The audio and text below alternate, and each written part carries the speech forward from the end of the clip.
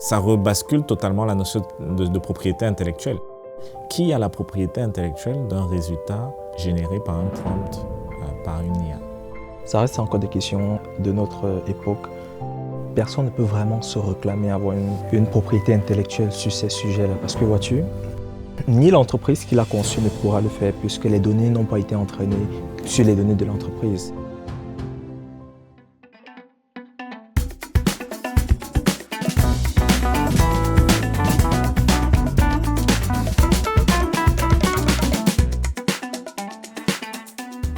Bonjour et bienvenue sur Dirigeants et Stratèges.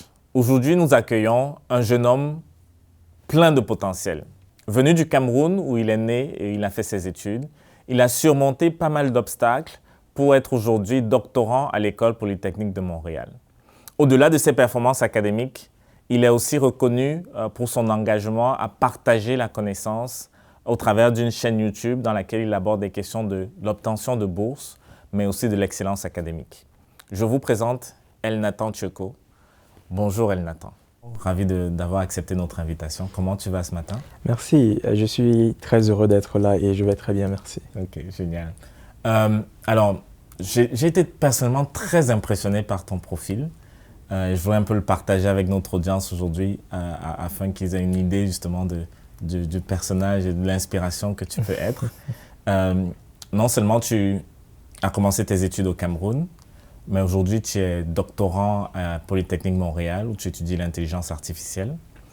Et tu as pu décrocher plusieurs prix d'excellence en raison de tes performances académiques, notamment une bourse Mastercard. Et on va pouvoir en parler dans le détail après. Et aussi, en parallèle de tes études excellentes, tu es aussi engagé dans plusieurs projets entrepreneuriaux, aussi bien une marque de vêtements, mais aussi une chaîne YouTube qui commence à avoir pas mal de traction, avec pas mal d'auditeurs, d'abonnés qui te suivent pour recevoir des conseils aussi bien sur l'excellence académique que sur justement la recherche et l'obtention de bourses. Comment tu arrives à mettre tout ça en concert et justement d'où te vient l'énergie pour pouvoir faire tout ceci? Well, merci déjà de me recevoir une fois de plus. La question, elle est très difficile à appréhender parce que d'où me vient l'énergie pour mettre tout cela ensemble. Je pense que c'est beaucoup d'amour pour ce que je fais et aussi cela tient de la mission que j'ai. Okay. La mission étant principalement d'être celui-là qui va aider d'autres personnes à obtenir des opportunités. Et je reste convaincu de ce qu'on n'a pas toujours besoin d'avoir assez de ressources pour pouvoir partager.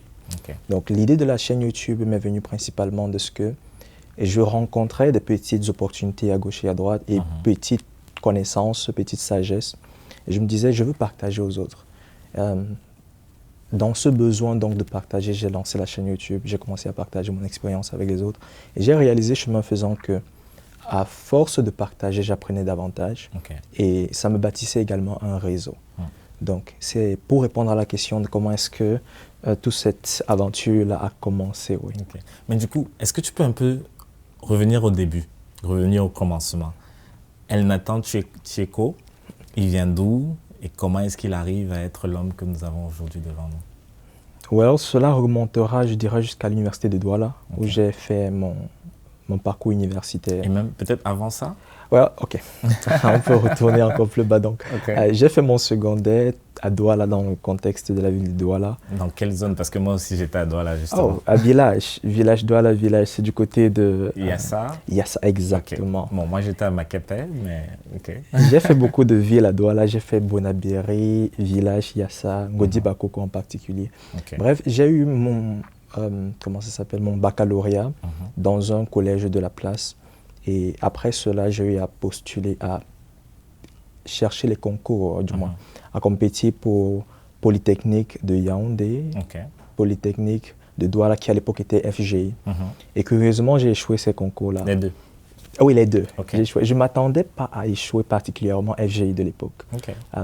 Cette confidence-là, je pense que cette confiance venait principalement de ce que, dans mon collège, j'étais le premier même du collège. Et j'étais sûr que non. Je connais mon truc, quoi. Mais j'ai échoué tout cela. Et ça m'a donné vraiment une grosse claque au visage où je n'avais pas autre choix que de faire l'université de Douala, qui était plus proche de moi. Et donc, c'est comme ça que je me lance à l'université de Douala. avec tous les échos de l'université de Douala, tous les mystères qui se trouvent dans l'université de Douala, les notes qui ne sortent pas, tout ce qui se dit en tout cas. Je pense qu'il faudrait tout un autre podcast pour raconter tout ça. Ouais, je suis d'accord avec toi. Donc, je me suis lancé tout de même dans cette université-là. Et le parcours n'était pas du tout évident. Je ne veux pas faire l'avocat du diable pour l'université, mais je pense qu'ils font un très bon job à la fin de la journée, qui est que ceux qui excellent, qui réussissent à sortir de cette université, même à l'international, sont reconnus par leur capacité de résilience et même excellence académique. Ils sont nombreux d'ailleurs. Donc c'est un pool qui te met sous pression et tu apprends à Exactement. réussir. C'est comme le principe du diamant. C'est vraiment dans les plus bas places de la Terre que l'on peut... Les profondeurs, merci. Où il y a de la pression. Donc, où le carbone devient dans le diamant. Exactement. Exactement. Donc, c'est ça. Je suis donc le produit de l'Université de Douala, jusqu'ici en Master 1. Alors, en licence en particulier, il y a pas mal d'événements qui se sont passés dans ma vie où je me disais, voici, je suis en train d'avancer, mais je ne vois pas l'issue. Quand je regarde des gens qui sont autour de moi, qui ont même des masters dans ces universités-là, je ne me vois vraiment pas être où ils sont. Parce que très souvent, ça ne vaut pas la peine de refaire la même chose pour attendre un résultat différent. Donc, j'ai regardé autour de moi et il n'y avait pas vraiment quelqu'un qui pouvait me conseiller que vas-y, continue avec les études, ça pourrait t'ouvrir des voies parce que j'ai des faits. Ils sont nombreux qui ont des masters. D'aucuns même en doctorat, j'en connais qui étaient en doctorat et qui le sont jusqu'à aujourd'hui. Ça fait plus de 10 ans. Donc, je me dis, c'est clair que ce chemin ne m'intéresse pas, je vais arrêter les études. J'ai décidé d'arrêter les études, ça c'était fin de ma licence, mais c'était tout un chaos dans la famille. On a dit, tu es jeune, tu arrêtes les études, pourquoi et tout cela. Je pense qu'une des motivations, c'est que j'avais l'entrepreneuriat que je faisais à côté des études et qui avait plus d'avenir à me proposer, de meilleur avenir en tout cas, un meilleur avenir à me proposer et j'ai préféré cet aspect entrepreneurial. Et l'entrepreneuriat en question, c'était que je faisais des prestations de services d'informaticien parce que j'ai eu un parcours d'informatique. Donc, prestations de services, c'est-à-dire site internet, infographie. Exactement. À l'époque, les sites internet, c'était pas aussi popularisé comme aujourd'hui que tout le monde peut faire un site internet. Donc, je faisais ces prestations de services-là. Et par ailleurs, j'ai également lancé mon entreprise pour être vraiment formel. Donc, j'avais plus de retours immédiats à partir de mes business que je faisais à côté des études. Et chemin faisant, ça a également bâti un certain caractère qui était de savoir toquer à des portes, échanger avec des personnes, chercher des opportunités. Exactement.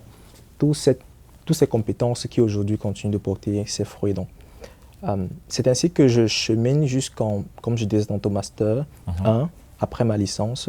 À la licence, ils m'ont dit, bon, écoute, ça ne te coûte rien de continuer avec les études. Je leur ai dit non, j'ai pour objectif, avec toutes les économies que j'ai fait jusqu'ici, de lancer littéralement mon agence, mon studio où je pourrais prester. Parce que j'avais pendant 3 ans fait des économies. Et puis, un beau matin, j'ai vu toutes ces économies-là être volées. J'avais acheté des caméras, je faisais des prestations de services avec tout cela. Et on m'a volé tout cela en un seul matin. Je partais en fait lancer un projet. Entre 7 et 7h15, j'avais perdu 3 années d'économie. 3 années d'économie. Wow, ça fait un deuxième gros échec là. Donc, heureusement pour moi qu'à l'époque, pendant que je cheminais, j'avais rencontré un aîné académique qui venait de EMS Cameroun. Et c'est une école boursière. Et quand on s'est rencontrés, je vois un étudiant qui est bien portant, il est shiny. Je lui dis, frère, qu'est-ce que tu fais pour bien avoir de l'argent, m'inviter dans un restaurant? Amen. Et il me dit qu'il est à M. C'est une école boursière où il reçoit également même du stipend chaque mois. Recevoir 50 000 en tant qu'étudiant et être logé, être nourri, pour moi c'était waouh. Il me dit c'est en général en Master 1 que l'on postule à cela. Moi, je n'avais pas encore un Master 1, mais toutefois, j'ai entendu et j'ai été patient. Du coup, quand on me vole mes appareils en Master 1, quand je commence mon Master 1, c'est où je me souviens que, j'avais déjà postulé à EMS. Et le soir du jour où on me vole ces appareils, je reçois l'admission de EMS. Donc, je ne savais pas si je devais pleurer ou si je devais être content. Parce qu'on m'a volé les appareils là. Ça fait deux roller coaster émotionnels en une seule journée. Okay. Exactement. Donc, à 7 ans, on me voit les appareils. À 17 ans, on m'annonce que j'ai été accepté. Je pense que c'était beaucoup de grâce de Dieu de ma part, pour moi en tout cas. Parce que ça ne m'a pas permis d'entrer vraiment dans cette dépression. Voir un jeune qui a épargné pendant 3 ans et plus, et qui se battait même à avancer avec ses études, voir tout cela disparaître du jour au lendemain, ce n'était pas évident. Donc, je me suis plutôt penché sur l'opportunité. Je suis allé à EMS sous une bourse d'études, et c'est principalement de là que j'obtiens ma bourse d'études de la Mastercard Foundation. Tu prouves ainsi que justement le passage à l'université de Douala a appris la résilience et la capacité à endurer l'échec et l'adversité, disons. Exactement, exactement. Et du coup, comment ça se passe donc pour avoir cette bourse Mastercard?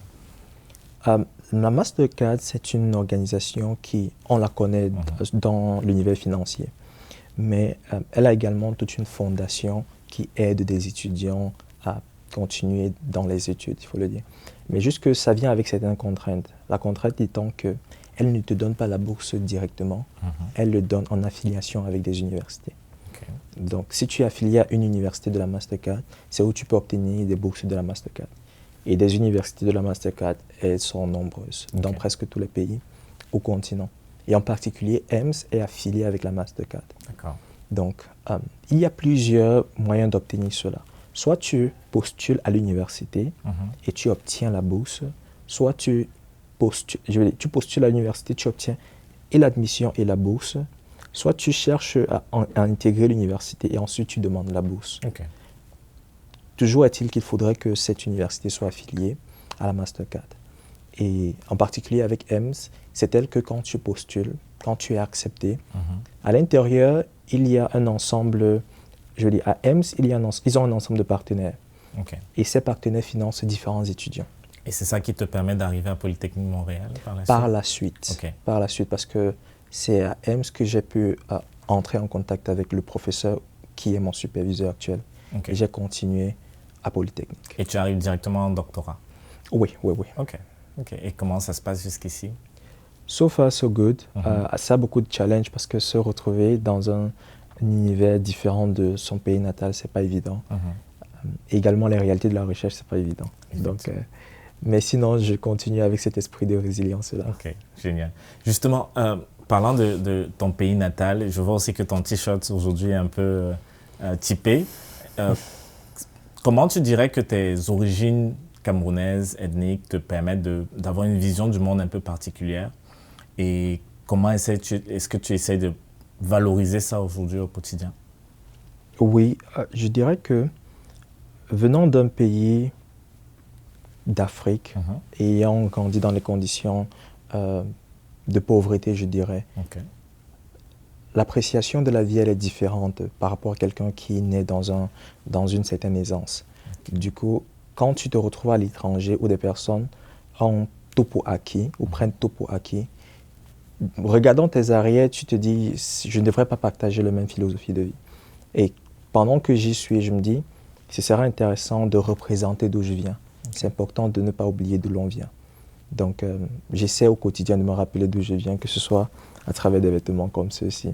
Et oui, je garde très cher d'où je viens dans mon esprit. Et apparemment, c'est aussi une source d'inspiration pour tes entreprises parce qu'on a parlé de la chaîne YouTube, mais on n'a pas abordé pour le moment les autres activités entrepreneuriales dans lesquelles tu es engagé aujourd'hui. Tu pourrais nous en dire plus? Oui. J'ai beaucoup d'intérêt pour l'Afrique, énormément d'intérêt pour l'Afrique.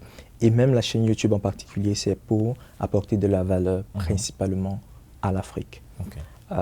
Donc, chemin faisant, que ce soit de mon master jusqu'au doctorat, ayant rencontré toutes ces différentes opportunités et obtenu ces opportunités que j'ai obtenues, j'ai également lancé plusieurs projets, que ce soit des podcasts où j'interviewe des personnes comme ce que tu es en train de faire, mais également j'ai lancé récemment une formation complète pour aider des étudiants à obtenir des bourses d'études. Donc j'ai interviewé une 50aine d'étudiants dont je partage ces interviews-là sur ma chaîne YouTube. Question de collecter les expériences de ces personnes-là J'ai également interviewé des professeurs d'université pour savoir comment est-ce qu'ils font pour sélectionner des candidats. Okay. Et toutes ces expériences-là, en fait, c'est ce que je partage dans cette formation que j'offre à côté de cette chaîne YouTube. Bon, je peux également parler des marques de vêtements que j'ai eu à lancer par le passé et plusieurs d'autres projets, mais c'est ça le cœur des projets que j'ai actuellement sous la main. Okay. Restons un peu sur le domaine de la bourse, justement, parce que tu as parlé de ton expérience personnelle, comment tu as obtenu la bourse Mastercard pour financer tes études, mais aussi justement cette formation que tu as mise sur pied. Ce serait quoi le processus, ce serait quoi la formule gagnante en fait? Qu'est-ce que tu as pu trouver à la sortie de cette analyse et qu'est-ce qu'on pourrait retenir? Est-ce que tu pourrais nous le résumer ou l'illustrer de façon simple? Absolument. Déjà, la première chose que je voudrais dire à ce propos, c'est que la mauvaise conception des bourses d'études est qu'il faut être absolument excellent pour obtenir des bourses d'études. Mais c'est faux. C'est la conception que j'avais parce que moi, je n'ai jamais postulé à aucune bourse. Mais exactement, exactement, c'est la conception que l'on a. C'est littéralement faux. Okay. La preuve en est qu'il y en a des statistiques qui nous disent qu'une grosse majorité des bourses d'études ne reçoivent littéralement aucune candidature. Okay. Parce que les personnes ont ces préconceptions-là. Ils se disent, il me faut absolument être les premiers de ma classe, être excellent à l'école pour obtenir des bourses. Mais ce n'est pas le cas. Il y en a en effet des bourses d'excellence où il te faut prouver ton excellence académique. Mais d'autres bourses, c'est juste des personnes, des fondations, notamment la Mastercard, qui souhaitent encourager les étudiants dans leurs études. Ils voient des étudiants qui veulent vraiment continuer et basés sur leurs expériences de vie, ils offrent des bourses à cette personne. Donc, en particulier, la Mastercard dont j'ai été accepté, dans le formulaire pour remplir EMS, il y a un ensemble de questions en rapport avec le leadership, en rapport avec give back to community. Oui, un ensemble de questions qui sont littéralement pas académiques. Okay. Et ces ensembles de réponses-là sont considérées très importantes pour l'obtention des bourses comme la Mastercard. Ok, donc en fait, les 3 années où tu t'étais investi dans ton studio ont joué un rôle en fait. Absolument, absolument. Aujourd'hui, on est plus intéressé par des personnes qui vont apporter de la valeur aux autres que des personnes qui vont juste être excellents à l'école, mais ça s'arrête juste sur eux. Donc, revenant sur ça, c'est le premier point que je dirais, pas uniquement une question d'excellence. Et un autre point, c'est que plusieurs aujourd'hui, ils abordent les bourses d'études pas de la meilleure façon. Juste de mon interview avec un des professeurs que j'ai interviewé à Polytechnique Montréal, il disait, quand il veut considérer des étudiants pour la bourse d'études, en recherche en particulier, il veut voir où il va sélectionner des étudiants qui ont pris le temps de lire le papier de recherche et idéalement questionner certains points qui sont mentionnés dans le papier de recherche. Et je pense que prof, on aurait pu améliorer sous tel point. Vois-tu, ça va beaucoup plus que juste soumettre son CV et sa candidature académique. Donc, il y a un ensemble d'étapes également, un processus très intéressant. Tu as formalisé ça sous la forme d'une slide, oui, il me semble. J'ai en particulier partagé, créé j'appelle ça le guide ultime pour les bourses d'études, tenant compte de différents niveaux académiques.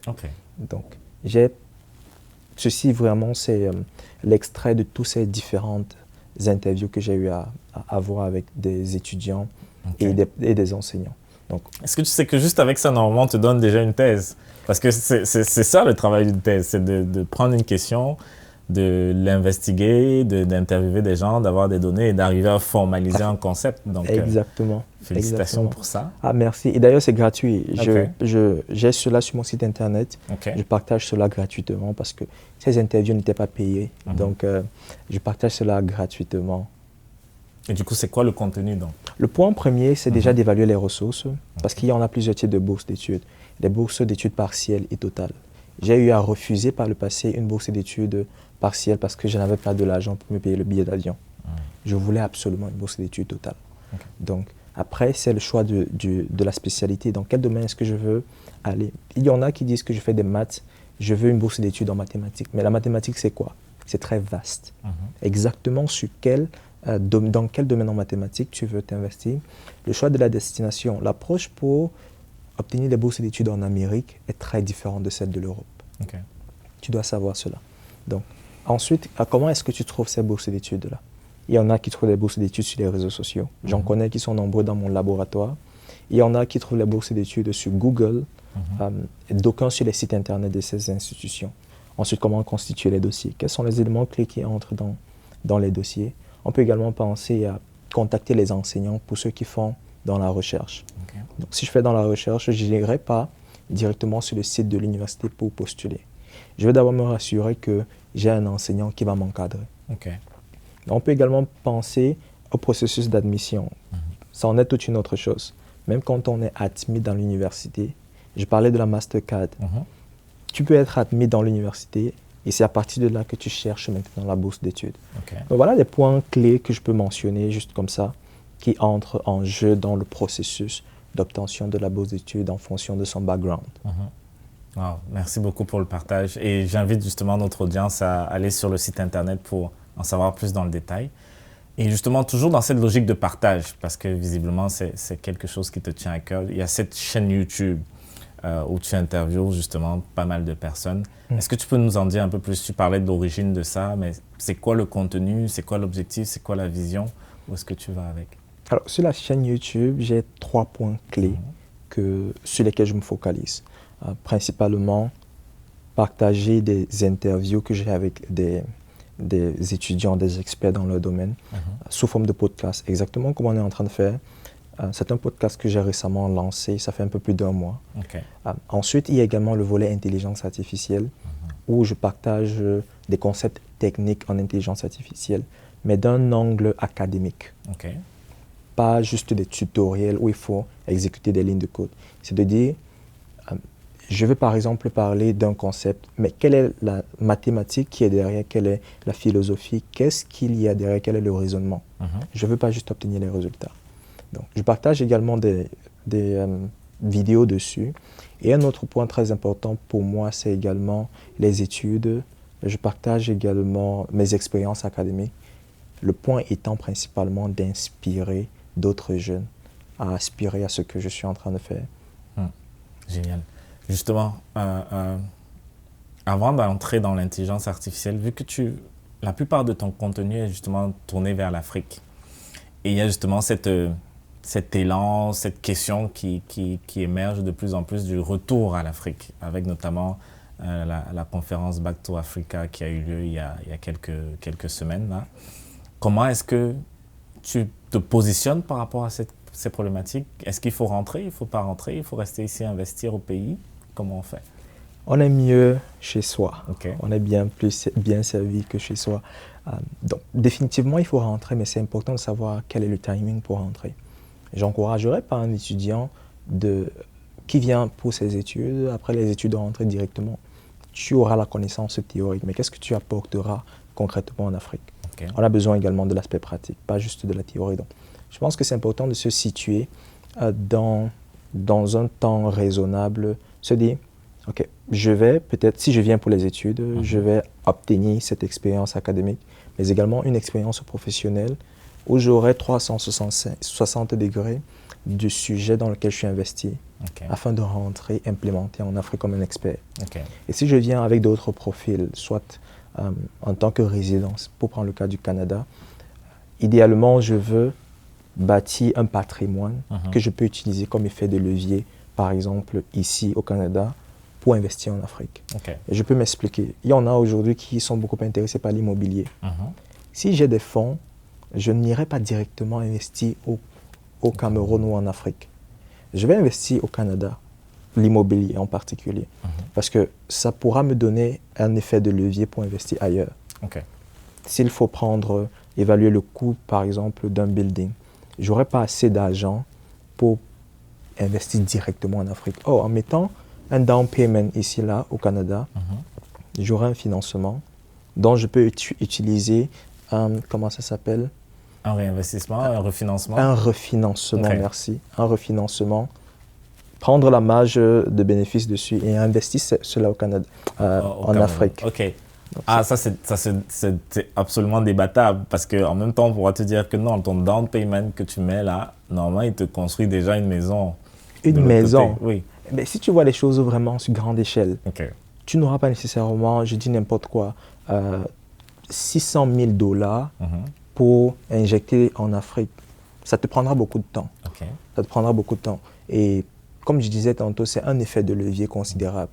Donc ça, c'est ma stratégie. Et aussi un autre détail important, c'est que les investissements, idéalement, tu vas avoir du contrôle dessus. Est-ce que tu veux avoir un profil d'investisseur qui sera vraiment présent en Afrique et garder le contrôle sur tes investissements? Si c'est le cas, hey, way to go. Et aussi, puisqu'on parle d'investissement, il y a l'aspect rentabilité. OK. Est-ce que c'est plus rentable en Afrique par rapport au Canada en fonction, bien sûr, de l'investissement? Je pense qu'il y a justement ces différents paramètres à tenir en compte, mais à la fin de la journée, définitivement, il faut penser à rentrer en Afrique, OK. Qui est bien sûr le point de Back to Africa. OK. OK. Et donc, toi, tu as une stratégie, tu as un plan d'action, c'est clair déjà sur... Mais je pense que... Qu'est-ce qu'il faut faire avant que je rentre? Dès que j'ai ça, je rentre? Ou alors, où est-ce que tu en es à un niveau personnel? Oui, plus ou moins dans ce que je viens d'expliquer, Okay. je m'y retrouve. Okay. D'un point de vue personnel, c'est important de garantir une certaine expertise internationale avant de rentrer. Je parle d'un point de vue personnel. Malheureusement, l'expertise internationale est plus difficile à bâtir en Afrique parce qu'il y a des préjugés. Quand tu es rendu à être dans un pays comme le Canada, où tu as l'opportunité d'être au MILA, par exemple, où je suis, avec des experts mondiaux en intelligence artificielle. MILA en particulier, c'est le pôle de l'intelligence artificielle au monde. Donc, si tu réussis à te bâtir un profil solide dans un univers comme celui-là, c'est clair que même quand tu rentres en Afrique, tu as beaucoup plus de crédibilité. Donc, pour moi, c'est l'approche que je préconise, oui. Justement, parlant du MILA et de l'intelligence artificielle, tu fais un doctorat en intelligence artificielle. Qu'est-ce qui t'a amené là, en fait? Pourquoi? Parce que on a parlé de YouTube, c'est vrai qu'il y a cette licence en informatique qui a été mentionnée, on a parlé de YouTube, de vêtements, de sites Internet, mais pourquoi l'intelligence artificielle? Qu'est-ce qui t'a passionné? Qu'est-ce qui t'intéresse? C'est clair qu'aujourd'hui, l'intelligence artificielle, c'est un des sujets qui est plus mentionné dans presque tous les débats. Mais ce qui m'amène dans l'intelligence artificielle, c'est de ce que mon background me permettait facilement d'y aller. Et j'y ai personnellement trouvé des intérêts de ce que tu peux réaliser beaucoup de choses avec l'intelligence artificielle. Et quand tu dis background, c'est informatique plus maths? J'ai un background de maths info. Ensuite, j'ai fait un master à EMS en data science. Et la data science, c'est pas nécessairement l'intelligence artificielle, mais c'est très proche. Donc, de ce master en data science, j'ai continué en intelligence artificielle purement. Justement, parlant de data science, je ne suis pas informaticien. C'est vrai que j'ai mon diplôme d'ingénieur en mathématiques appliquées de l'École centrale Paris. J'ai fait de la recherche opérationnelle à Air France, mais après j'ai switché pour faire du business et de l'entrepreneuriat en tant que chercheur. Et je pense que j'ai fait ce switch au moment où justement les questions de data science, data engineer, data... c'est quoi encore? Il y a tellement de trucs de data qui sortent tous les jours et même intelligence artificielle. Après, il y a son frère, machine learning, deep learning. En fait, est-ce que tu pourrais nous aider à y voir un peu plus clair dans qu'est-ce qui est quoi? C'est quoi les limites de data science par rapport à data engineer, par rapport à data analyst? Est-ce que tu pourrais un peu nous faire un spectre global? Avec plaisir. Dans un des slides, on verra que l'intelligence artificielle se présente comme la science générale, dans laquelle se trouve Natural Language Processing, Visual Perception, beaucoup de thèmes techniques, mais qui en soi sont inclus dans la science générale qui est l'intelligence artificielle. Ensuite, on peut penser au machine learning. Au machine learning, on pensera également au concept de linear regression. Mais juste pour faire simple, les détails dont tu viens de parler sont très souvent inclus dans la sphère de machine learning. Mais alors, moi j'ai fait des régressions en stats.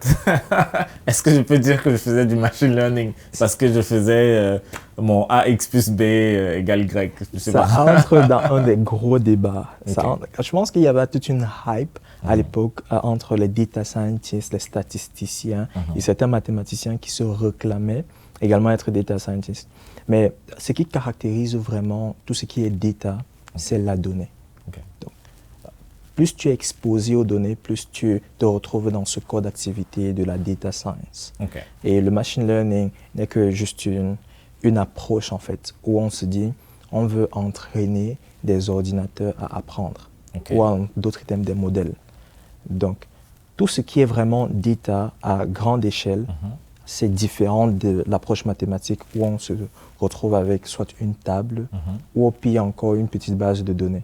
OK, donc en gros, c'est parce qu'il y a beaucoup de données dans du big data et qu'on utilise le modèle mathématique de la régression que là, on devient un data scientist. Exactement. Oh, wow. De base, la data science, c'est l'intersection en fait des mathématiques, des statistiques, et ils appellent souvent cela du domaine expert.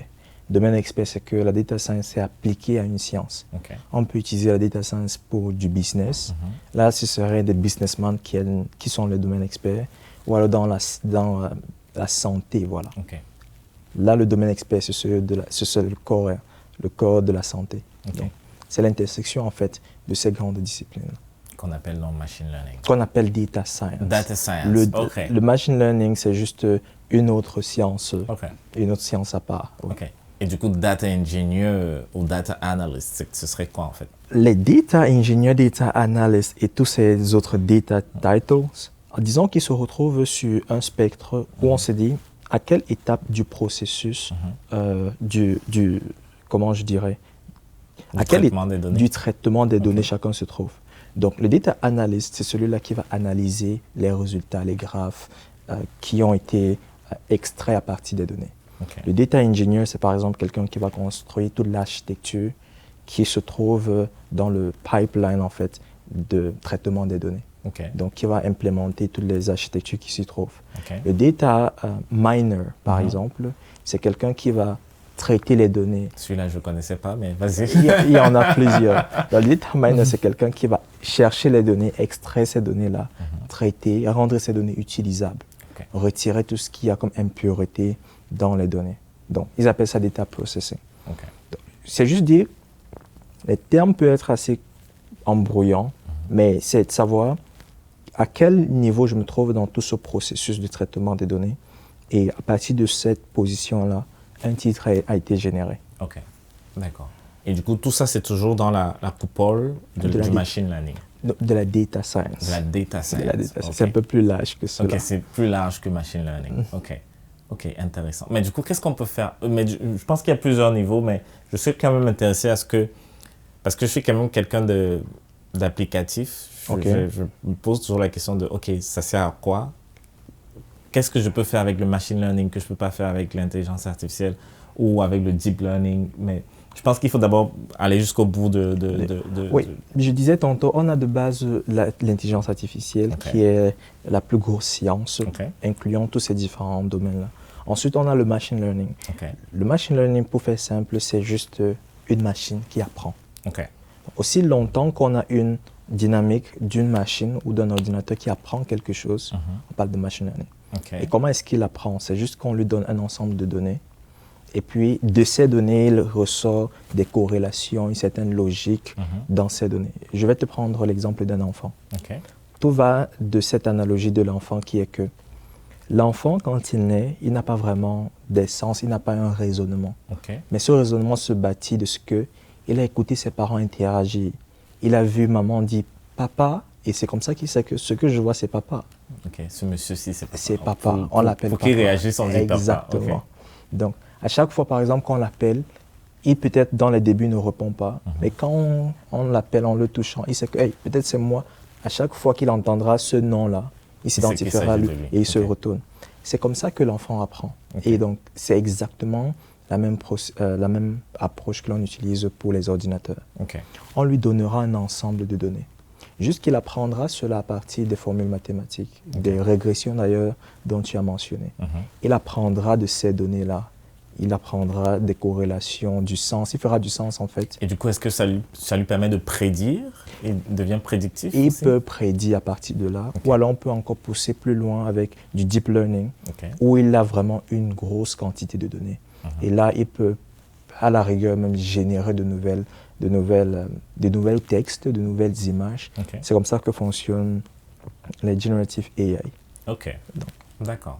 C'est parce qu'ils ont absorbé suffisamment de données pour être capable d'aller un peu plus loin. Oui. OK. Donc là, c'est Generative AI, c'est ChatGPT, c'est Gemini. OK. Oui.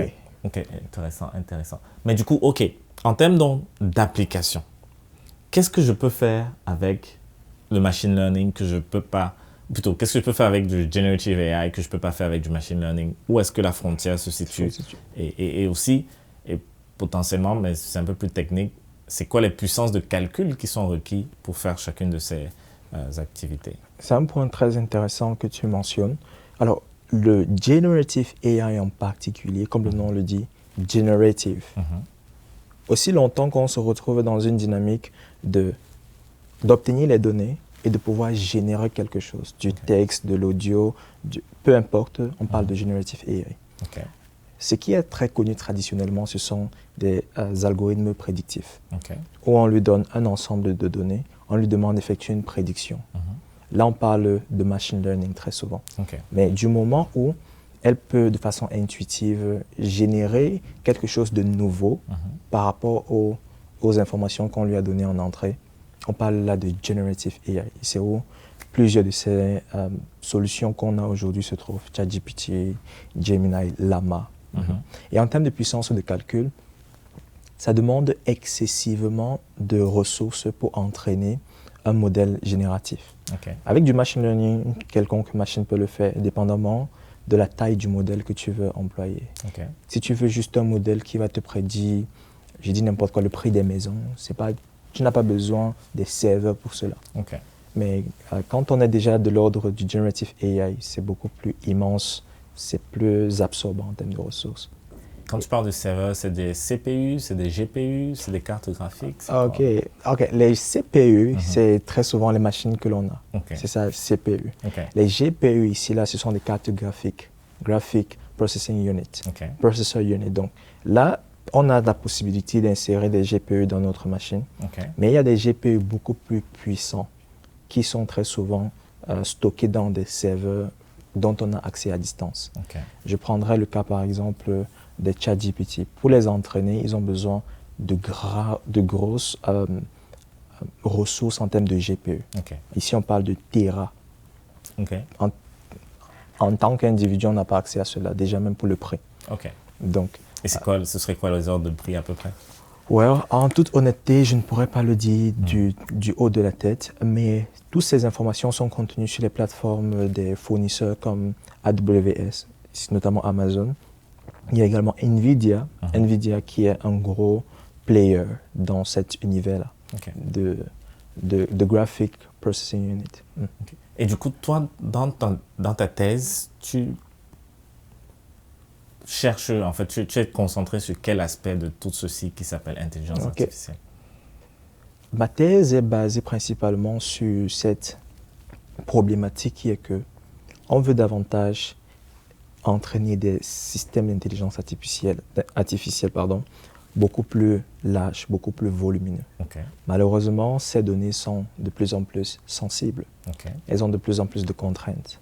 On a des régulations comme le GDPR. RGPD de l'Europe. Oui, exactement en français. Donc, il y a toutes ces régulations qui empêchent l'utilisation des données. Et les scientifiques se demandent comment est-ce qu'on peut continuer à entraîner de plus larges systèmes d'intelligence artificielle, mais sans toutefois enfreindre ces régulations-là. D'où vient donc cette idée de l'apprentissage fédéré? L'apprentissage fédéré, c'est un principe qui est que, au lieu, comme c'est fait traditionnellement, de collecter les données chez toi, dans ton serveur, ou peu importe, de collecter les données pour entraîner ton système, ce qu'on fera, c'est qu'on va créer plutôt le modèle, le système d'IA, que l'on enverra où se trouvent les données. On ne collecte plus les données parce que c'est sensible. Alors, est-ce que tu peux nous donner un exemple concret parce que je suis un peu perdu là? De façon pratique, Google l'utilise déjà depuis avec les claviers. Tu verras que quand tu utilises ton clavier, si tu tapes, je parle du clavier de Google pour effectuer la prédiction de papa, si tu tapes PA, ça pourra te proposer papa. Auto-completion. Auto-completion, si tu veux, oui. Papa, papa et différentes propositions. Très souvent, c'est en fonction de tes données. Parce que si j'utilise mon téléphone, je tape également PA, j'aurai d'autres propositions. OK. Et c'est basé sur mes données, de ce que j'utilise fréquemment.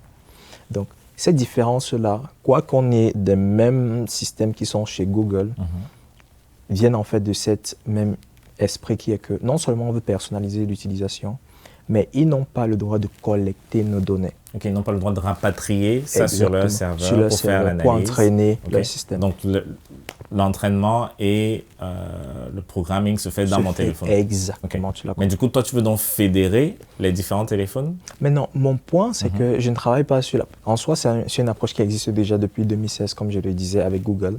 Okay. Mais ce sur quoi je m'intéresse encore plus profond, c'est la robustesse de ces systèmes. La robustesse, la sécurité de ces systèmes. Certes, on ne collecte pas les données. Mais des études ont également prouvé qu'il est possible de créer des data breaches même à partir de ces systèmes comme ceux-là. Okay. Donc, le point, c'est que on initialise le modèle, on envoie sur ton téléphone.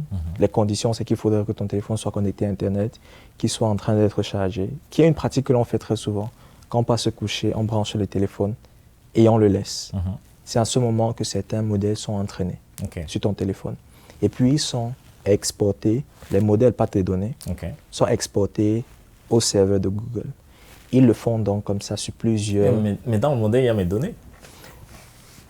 Plus ou moins, parce qu'en soi, le modèle, c'est quoi? C'est un ensemble de chiffres. Oui. C'est juste des chiffres. Donc, ce n'est pas très exactement tes données. Mais la recherche a prouvé que à partir même de ces chiffres-là, on peut rebâtir ta base de données à partir des approches d'intelligence artificielle. Donc, mon point, c'est de pouvoir se rassurer que ces systèmes, mon point de travail, je veux dire, se rassurer que ces systèmes sont robustes. Pas seulement contre des attaques, parce qu'il peut également advenir des fautes dans les systèmes, mais que ce soit assez robuste et sécurisé à l'arrivée. Et l'avenir est plutôt joyeux ou plutôt effrayant? Parce que dans ce que tu dis, on peut avoir une vision un peu paranoïaque de se dire de toute façon, ils nous contrôlent, ils voient tout ce qu'on voit. D'ailleurs, là, je te parle d'une histoire vraie. Je discutais avec un ami et il m'a parlé d'un vieux film camerounais que normalement personne ne connaît. C'est La succession de Wabo Defo. Donc, on discutait, on était en train de monter les escaliers. On monte les escaliers, il parlait de La succession de Wabo Defo comme un film qui l'avait beaucoup marqué. Et j'arrive donc chez moi, après avoir fini la conversation, je prends mon téléphone, j'ouvre YouTube et je tape SU. Et là, la première suggestion, c'était La succession de Wabo Defo. Je me suis dit, mais non, ils nous écoutent là, il y a un truc qui cloche. Comment tu expliques ça? Est-ce que du coup, on doit aller dans la paranoïa totale et se dire on est écouté, on est suivi, ils apprennent des choses sur nous et on doit avoir peur? Ou est-ce qu'il y a un peu d'espoir pour utiliser ces outils d'une manière plus éthique et un peu plus sécurisée pour l'utilisateur, quoi? Dans cette conversation, il y a deux grands systèmes de pensée. Il y a des optimistes qui pensent que les choses vont aller de mieux en mieux. Je regardais encore l'autre jour un documentaire qui est sorti sur Zuckerberg et The King of Metaverse. Et il présentait sa philosophie de Facebook qui était que avancer vite et demander pardon, faire des casses et demander pardon par la suite. Et cette approche ou cette philosophie de vie, c'est ça qui nous mène où nous en sommes, à l'innovation, la construction des systèmes. Mais également, il y a des pessimistes, je dirais pas pessimistes, disons des personnes qui prennent du recul. Et ces dernières années, il y a beaucoup de leaders en fait dans le secteur de l'intelligence artificielle qui prennent du recul. On peut se rappeler de la lettre, j'ai oublié le nom de ça, mais Elon Musk et plusieurs autres leaders avaient demandé un break dans l'avancement de l'IA. Donc, il y a notamment Joshua Bengio qui est très critique par rapport à l'avancée rapide de l'IA. La question n'est pas de savoir s'il faut stopper l'IA ou pas. C'est que quelles sont les mesures, les régulations qu'il faudrait mettre en place pour contrôler cela. Les gouvernements sont vraiment très loin derrière par rapport à l'avancée. Très souvent, c'est quand il y a eu dommage qu'ils essaient de rattraper le pas pour créer une loi, une régulation. Une restriction, oui. Mais ça n'avance pas toujours. Ce n'est pas une approche idéale. Donc, juste pour rejoindre ton anecdote tout à l'heure, mon Google Pixel est tel que s'il y a une musique qui se joue ça te dira le nom de la musique. Et je ne parle pas ici de Shazam que l'on connaît, mais ça te dira le nom de la musique. Donc, c'est clair que ça nous écoute. Ok. Oui, parce que Google Pixel, c'est ton téléphone et tu lui as pas demandé de me dire quelle te musique dire se joue. Ok. Donc, on reste en tant que consommateur très souvent aveugle par rapport à ces autres questions-là de vie privée, parce qu'on se laisse aller par les bénéfices de cette technologie. Mais voilà, je veux juste dire qu'il y a assez d'espoir parce qu'il y a une grande portion de chercheurs très avancés qui questionnent davantage l'IA. Et beaucoup de recherches sont menées dans ce sens. Mais, ok, je te présente aussi mes craintes parce que je suis prof. Et l'année dernière, quand on commençait avec ChatGPT, on était en panique totale. On se disait que plus aucun étudiant n'allait rédiger aucune dissertation. Ils allaient tous poser la question à ChatGPT. Et les plus smart d'entre eux allaient un peu réadapter pour que... Et du coup, on a commencé à chercher, est-ce qu'il y a des solutions pour détecter si ChatGPT avait été utilisé? Bon, il y a quelques trucs qui sont sur le marché, mais la performance n'est pas fiable des retours qu'on a.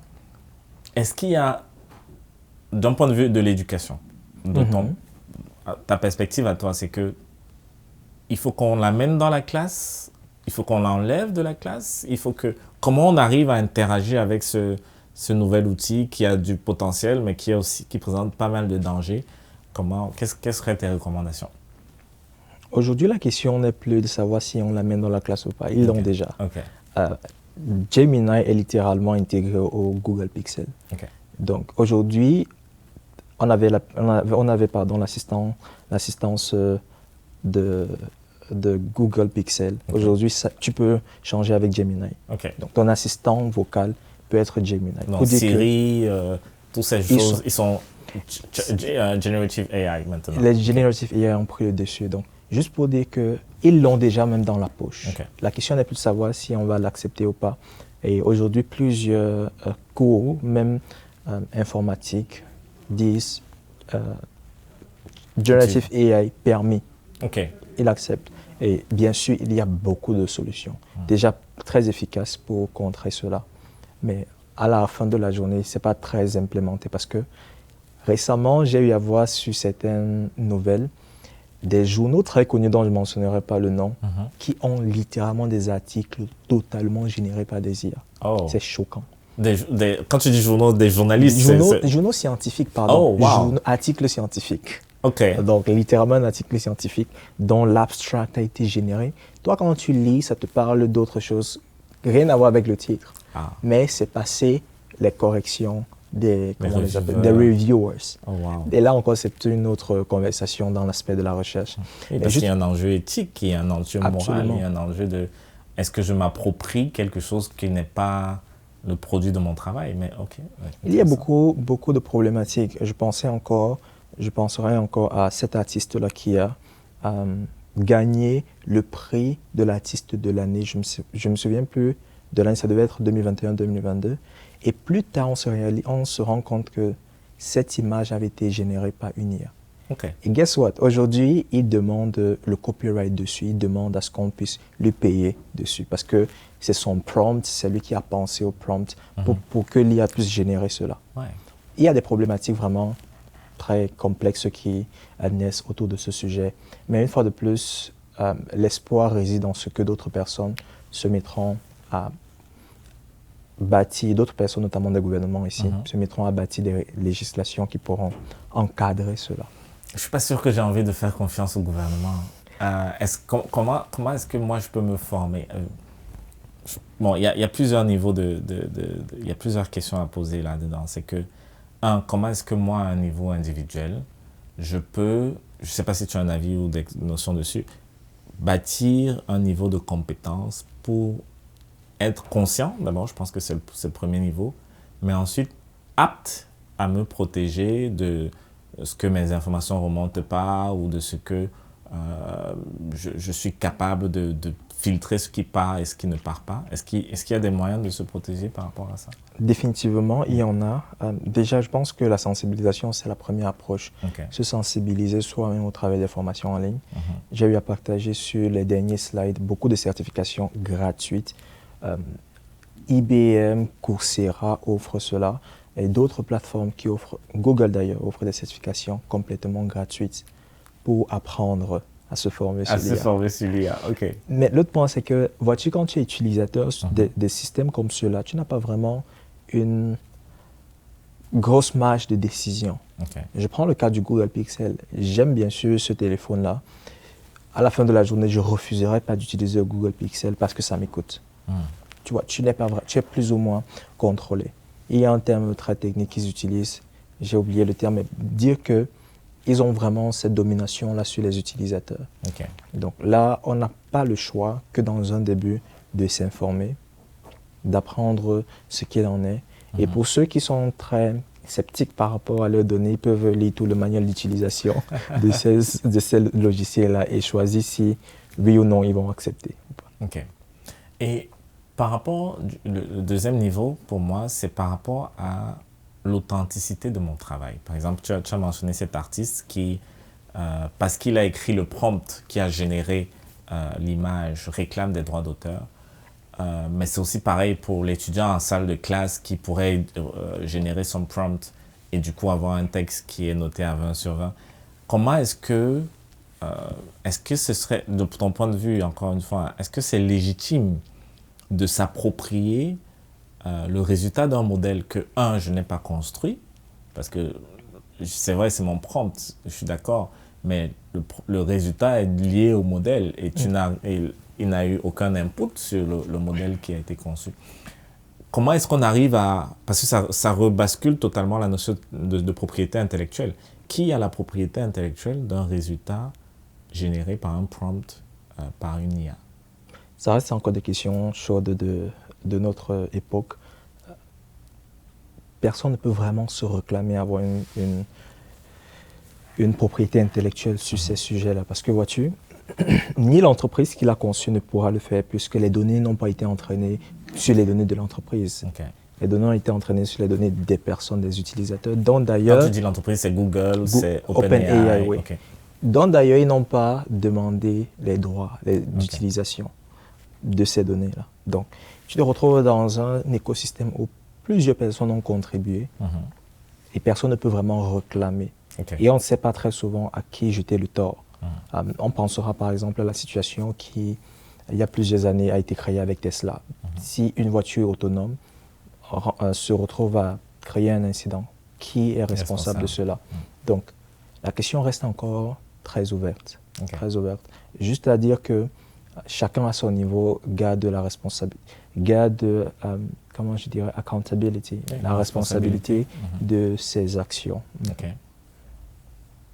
Intéressant. Mais du coup, est-ce que je donne 20 sur 20 à l'étudiant ou je ne lui donne pas? Well, justement, côté éducationnel, il y a beaucoup de solutions qui ont été proposées. Aujourd'hui, on évalue plutôt l'étudiant à sa capacité de raisonnement, de synthèse également. Okay. Tu obtiendras des résultats de ces software, de ces outils, mais il y a également possibilité d'hallucination. Comment est-ce que l'hallucination, en quelques mots, c'est que l'IA t'a dit des choses qui n'existent pas. Donc, dans son dynamisme de créer de nouveaux contenus, il a halluciné. Elle a littéralement halluciné. Donc, elle te dit des choses fausses. Et si tu n'as pas une base de connaissances dans le sujet, bien sûr, tu vas copier et coller et puis tu aurais tout simplement menti. Donc, on évalue les étudiants sur d'autres aspects. Aujourd'hui, on ne veut plus nécessairement l'étudiant qui va coder from scratch, mais qui va comprendre le code et pouvoir analyser, parce qu'une IA va générer ce code-là en quelques secondes. C'est plus l'approche d'évaluation qui va changer. Ok, intéressant. Maintenant, donc, on a parlé un peu de la formation. Comment je peux donc me former? Tu as parlé de différentes ressources, mais est-ce que je peux vraiment le faire seul dans ma chambre ou est-ce qu'il faut absolument que j'aille en université ou en centre de formation? Est-ce qu'il y a un espoir pour... Ça, c'est moi qui n'ai pas le temps d'aller m'inscrire à Polytechnique Montréal pour obtenir un degree. Ou alors, je prends l'exemple de mon père qui a 60 ans et qui est dans son pays. Est-ce qu'il peut vraiment se former tout seul aujourd'hui? Est-ce qu'il y a des ressources pour ça? Ah, absolument, oui. Alors, je dirais qu'on n'a pas vraiment besoin de se former au sens d'un expert. Okay. J'aime souvent le dire, l'IA n'est qu'un outil que tu utilises selon, à ta guise. C'est tel un marteau, tu l'utilises quand tu en as besoin. Donc, je ne recommanderais pas quelqu'un qui a une expertise en stratégie d'entreprise, par exemple, d'aller faire une formation ou un master en IA. C'est-à-dire, je m'en vais chercher sur Internet, même d'ailleurs YouTube, comment cette histoire fonctionne. Je veux savoir comment est-ce que ça fonctionne, comment est-ce que je peux l'utiliser pour améliorer ma productivité et d'autres également services que je propose. C'est plus dans cette dynamique-là que je recommanderais. Okay. Malheureusement, pour certains clans de personnes, à la fin de la journée, pour être honnête, ils ne seront pas nécessairement affectés que ça. Je parle également du papa qui a 80 ans. Il a besoin de savoir comment appeler sur WhatsApp. Il a besoin de savoir comment recevoir ses appels. Bon, là, je parle d'un point de vue personnel. Okay. Oui, ils ne seront pas tant affectés que ça. Et vivement qu'ils aient donc des proches qui peuvent les coacher de façon vraiment basique. Et au pire des cas, il y en a vraiment beaucoup de ressources sur Internet. J'ai parlé de YouTube. C'est une mine d'or. OK. Génial. Merci beaucoup, Elnathan, d'avoir pu justement échanger avec nous sur la question de l'intelligence artificielle, mais aussi de ton parcours et aussi justement le secret pour obtenir les différentes bourses. C'est quoi tes projets aujourd'hui devant toi? Qu'est-ce qui est devant? Je pense la fin de ta thèse probablement, mais est-ce qu'il y a autre chose? Oui, il y a bien sûr ma recherche qui continue. J'en ai pour un bout là-dedans. Un autre projet sur lequel... J'espère que tu planifies pas faire 10 ans. Non? Ah non, absolument pas. Je suis passionné par l'entrepreneuriat, donc le plus tôt pour moi, c'est le mieux, terminé. Donc, d'un point de vue, oui, d'autres projets entrepreneuriaux, il y a cette formation dont je parlais pour les bourses d'études, d'accompagnement des étudiants. Je me suis dit, c'est pas juste du contenu vidéo qu'ils ont besoin. Je tiens également un accompagnement avec eux. Sur un parrainage, mentorat? Un coaching, oui, sur 1 an, où chaque 2 semaines on se réunit, où ils peuvent présenter le challenge, on revoit le document, on les aide. Et il ne s'agit pas juste de moi. Et ça serait gratuit aussi là, alors, ça entre dans le package. Okay. Donc, oui, c'est un accompagnement que je fais avec ces personnes-là. Et je disais tantôt, ce n'est pas juste moi. En dehors de ça, il y a également ce projet qui est de lancer une, comment ça s'appelle, école d'été. Okay. Une école d'été en intelligence artificielle. Je l'espère, par la grâce de Dieu, le faire l'été prochain. Okay. Le point, c'est rassembler des jeunes d'Afrique francophone autour d'une salle, d'une machine, pour ceux qui n'ont pas la possibilité d'obtenir des machines, et de les former par d'autres personnes auxquelles ils peuvent s'identifier. Okay. Sur les sujets de l'intelligence artificielle. Okay. À Montréal, en Afrique? À distance. Ce sera c'est à distance. Afrique francophone. Okay. La cible ici, ce sont les étudiants, pas les étudiants, les jeunes d'Afrique francophone. 2 classes. C'est quoi la différence que tu fais entre jeunes et étudiants? Well, si je parle d'étudiants, c'est vraiment limité aux étudiants, mais je parle de jeunes parce que, bien sûr, il pourrait y avoir des étudiants, mais également des teenagers. Okay. Les adolescents. Okay. Oui, on cible les enfants et les adolescents. Okay. Les étudiants, ils peuvent faire des recherches. Bien sûr, ils sont la bienvenue. Donc, le point, c'est de se dire, d'exposer ces enfants-là déjà à ces outils, qu'ailleurs, tout le monde est confortable. Un enfant en Chine aujourd'hui développe des systèmes d'IA. Donc, de faire la même chose, de les exposer à cela. Et ça fait partie des projets très importants sur lesquels également je travaille pour l'année prochaine. Génial. Il y a déjà une date, il y a quelque chose de précis? Été l'année prochaine, avec mon partenaire, on compte bien le lancer, l'été l'année prochaine. Et de là, dans le meilleur des cas, ce soit une série de plusieurs éditions en ce sens. Génial. Génial. Ben, je suis de tout cœur avec vous. S'il y a besoin de quoi que ce soit, ou si je peux aider d'une manière ou d'une autre, je serai ravi. Surtout que c'est dans l'éducation et en plus c'est à but bénévole et avec une population qui en a clairement besoin. Merci beaucoup, Elnathan. Je pense qu'on a fait un peu le tour. Vraiment ravi d'avoir eu cette conversation avec toi. Avec plaisir. Profil très inspirant, venant des profondeurs où on a appris à être sous pression pour prendre du carbone et produire un diamant. Merci beaucoup, Elnathan. Et je pense que cette conversation sera très utile pour la communauté. Merci Anissa. J'espère également avoir une conversation avec toi sur mon podcast où j'aurai à creuser ton parcours parce que tu as certainement beaucoup de choses à partager. Je ne suis pas sûr, mais je serais ravi de te donner du temps. Avec plaisir, avec plaisir. Okay. Parfait. Merci Elnathan. Merci Anissa.